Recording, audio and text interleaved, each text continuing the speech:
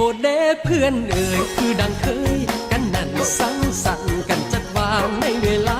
ว่างๆมาแกล้มร่วมกันบรรยากาศอยู่หน้าหลายคนมาเพิ่งเล่นลมเย็นๆได้พัดผ่านเราเด็ดๆอยู่บ้านของแกล้มอยู่ทงนาล้อเลียกตามแคมน้ำแคมน้องก็มีของกินเป็นอาหา